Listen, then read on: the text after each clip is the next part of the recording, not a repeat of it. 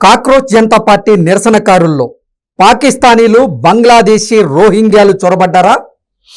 దాదాపు 70 మంది పాకిస్తాన్, బంగ్లాదేశ్కి చెందిన వారిని పోలీసులు అదుపులోకి తీసుకున్నారా అంటే అవునని కొంతమంది, కానే కాదు అంటూ మరికొంతమంది ఇప్పుడు జవాబిస్తూ ఉన్నారు. అసలు నిరసనకారుల్లో బంగ్లాదేశీలు, పాకిస్తానీలు ఉన్నారా లేదా, ఆ నిరసనల్లో ఏం జరిగిందనేది ఒకసారి మనం పూర్తి స్థాయిలో విశ్లేషణ చేసుకుందాం. ప్రస్తుతం మనతో పాటున్నారు ప్రముఖ రాజకీయ విశ్లేషకులు, ప్రముఖ సీనియర్ జర్నలిస్ట్ సిఎస్ రావు గారు. వారితో మాట్లాడదాం. సార్ నమస్తే. సార్ నమస్తే.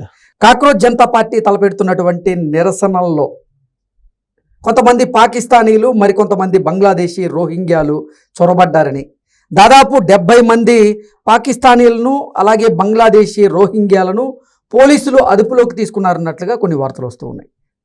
ఈ వార్తల్లో వాస్తవం ఉందంటారు సార్?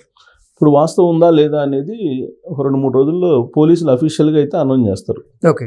కాకపోతే ఇప్పుడు ఉన్నటువంటి అఫీషియల్ ఇన్ఫర్మేషన్ ఏంటంటే, సోమవారం రోజు పార్టిసిపేట్ చేసినటువంటి వాళ్ళలో, ఈ ఉద్యమంలో పార్టిసిపేట్ చేసినటువంటి వాళ్ళలో సుమారుగా 70 మందిని పోలీసులు అదుపులోకి తీసుకున్నారని చెప్పి తెలుస్తుంది. వాళ్ళని విచారిస్తున్నారు రకరకాల ప్లేసుల్లో, వాళ్ళని అనుమానిస్తున్నారు. అసలు వాళ్ళు ఎక్కడి నుంచి వచ్చారు, అసలు వీళ్ళ నిరుద్యోగుల, విద్యార్థుల, లేదంటే ఈ రెండు కానటువంటి వాళ్ళ, ఎక్కడి నుంచి వచ్చారు అనేటువంటి దాని మీద విచారిస్తున్నారు.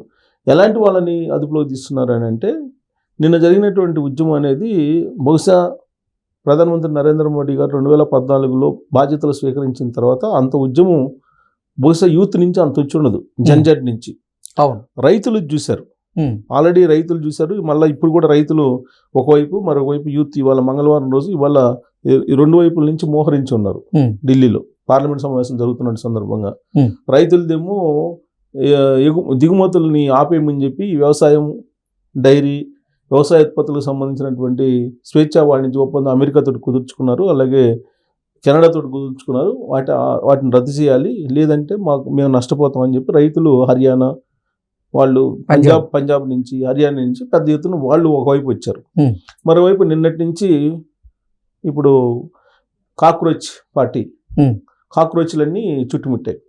ఆ విజువల్స్ చూస్తుంటే కొన్ని లక్షల మంది వచ్చినట్టు కనిపిస్తుంది. మరి మొత్తం పార్లమెంట్కి చుట్టూ ఏరియల్ డ్రోన్ షాట్స్ వచ్చాయి సోషల్ మీడియాలో. మెయిన్ మీడియాలో చాలా వరకు అంతగా రాలేదు, కానీ సోషల్ మీడియాలో మొత్తం వచ్చాయి.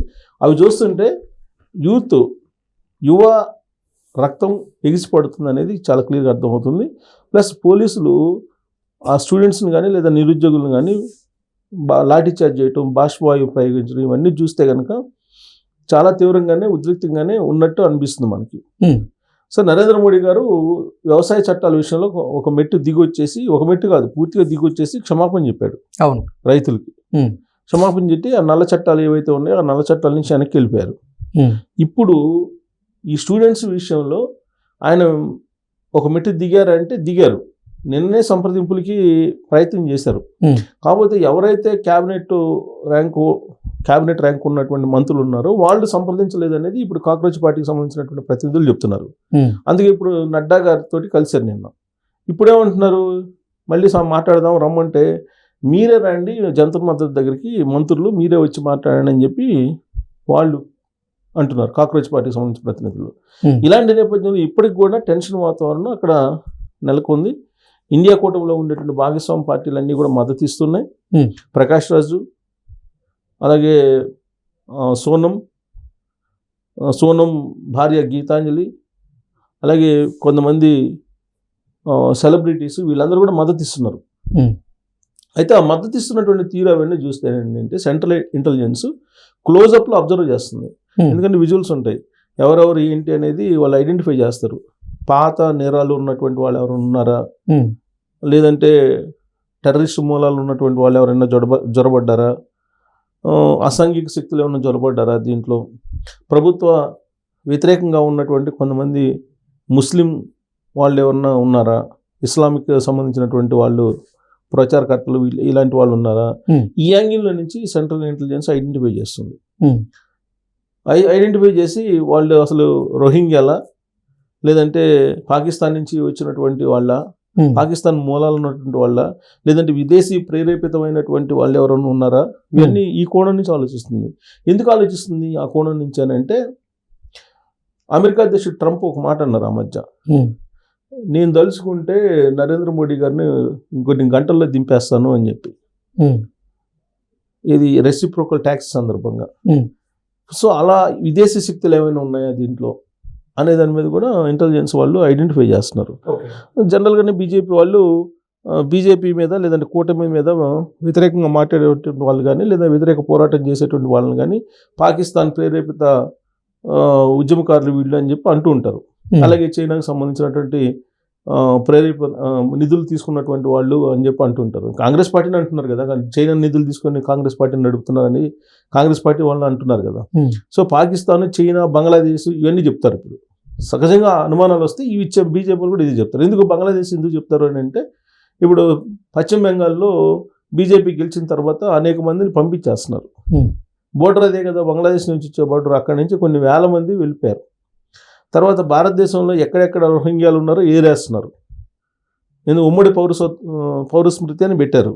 ఈ ఉమ్మడి పౌర స్మృతిలో భాగంగా అసలు ఎవరెవరు ఉన్నారు, భారతదేశీయులు కాకుండా విదేశస్తులు ఎవరెవరు ఉన్నారు అనే దాని మీద జల్లెడ పడుతున్నారు. ఈవెన్ పాత బస్తీలో కూడా కొన్ని వందల మంది ఉన్నారు హైదరాబాద్లో అని చెప్పి అది కూడా ఐడెంటిఫై చేస్తున్నారు. సో కాబట్టి వీళ్ళంతా కూడా అంతర్గతంగా ఇలాంటి ఉద్యమాల్లో పార్టిసిపేట్ చేసే అవకాశం ఉంది. జనరల్గా ఏ ఉద్యమం చేసినా కానీ, ఈవెన్ స్వాతంత్ర ఉద్యమంలో కూడా ఇలాంటి కొన్ని అపశృతులు ఉంటాయి. ఓకే. సో తెలంగాణ ఉద్యమంలో కూడా నక్సలైట్లు అనేక మంది పార్టిసిపేట్ చేశారు కదా. సో అలాగే ఇప్పుడు ఈ యూత్ కాక్రోచ్ ఉద్యమంలో కూడా బహుశా తెలియకుండా కొంతమంది ఇలాంటి వాళ్ళు ఏమన్నా జ్వరపడ్డారా, లేదంటే స్టూడెంట్స్, నిరుద్యోగులు అయితే పోలీసుల మీద తిరగబడ్డారు, పోలీసులను గాయపరిచారు కొంతమంది.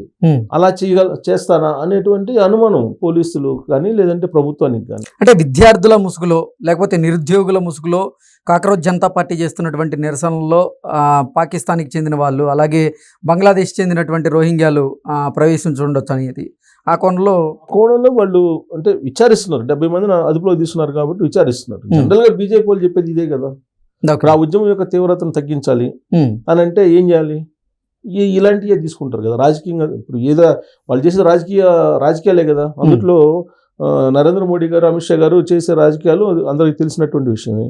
ఇప్పుడు ఈ ఉద్యమం ఉధృతంగా ఎగిసిపడుతుంది, ఉద్యమం ఆగిపోలేదు, ఇవాళ కూడా నడుస్తూనే ఉంది, ఇంకా సంప్రదింపులు సఫలీకృతం కాలేదు. ఇలాంటి పరిస్థితుల్లో మరి ఈ 70 మందిలో కనీసం ఒక 5-6 ఉన్నా కానీ ఇదే వస్తుంది. సో దీన్ని మినిమైజ్ చేయడానికి కూడా అది అస్త్రం పనిచేస్తుంది. కాకపోతే నరేంద్ర మోడీ గారు ఏంటంటే వాళ్ళని రెచ్చగొట్టద్దు అని చెప్పి అంటున్నారు. ఒక ప్రధానమంత్రి హోదాలో విద్యార్థులను రెచ్చగొట్టద్దు, ఉద్యమకారులను రెచ్చగొట్టద్దు అని చెప్పి చెబుతున్నారు పైకి. ఇంకొక వైపు ఏమంటున్నారు, ఒకవేళ మీరు పక్కదోవ పడితే మళ్ళీ బయటికి రావడం కష్టం, భవిష్యత్తుని కోల్పోతారు అని ఇండైరెక్ట్గా బెదిరిస్తున్నారు. ఇండైరెక్ట్గా ఒక రకంగా వార్నింగ్ ఇస్తున్నారు. ఆయన మీరు కేసులు పెడతారు, కేసులు పెట్టిన తర్వాత మళ్ళీ మీరు బయట రాలేరు, మీ జీవితం, మీ భవిష్యత్తు మొత్తం కొలాప్స్ అవుతుంది అనేటువంటి ఒక వార్నింగ్ శుతిమెత్తగా ఇస్తూ, ఇంకొక వైపు ఏమో వాళ్ళని ఏమీ రెచ్చగొట్టొద్దు అని అంటారు. మరి వాళ్ళని రెచ్చగొట్టొద్దు అంటే నిన్న ఉదయం నుంచి ఇవాళ వరకు కూడా, ఉదయం వరకు కూడా జరుగుతుంది ఏంటి, పోలీసులు కొడుతున్నారు కదా, వాళ్ళని రెచ్చగొట్టొద్దు అని చెప్పి ప్రధానమంత్రి గారు చెప్తుంటే ఇంకొక వైపు పోలీసులు మరి దానికి భిన్నంగా వ్యవహరిస్తున్నారా? కాదు. పైకి ఒకటి ఈ రాజకీయ నాయకులు చెప్తుంటారు, అక్కడ జరిగేది ఒకటి క్షేత్రస్థాయిలో. సో మొత్తం మీద ఏంటంటే ఒక 70 మంది పైగా అదుపులోకి తీసుకున్నారు కాబట్టి ఈ 70 మందిలో విచారణలో ఏం చెప్తారు అనే దాన్ని బట్టి మనం ఇవాళ రేపట్లో ఈ ఉద్రిక్తత తగ్గిన తర్వాత సెకండ్ యాంగిల్ మనం చూడొచ్చు. Okay sir, thank you.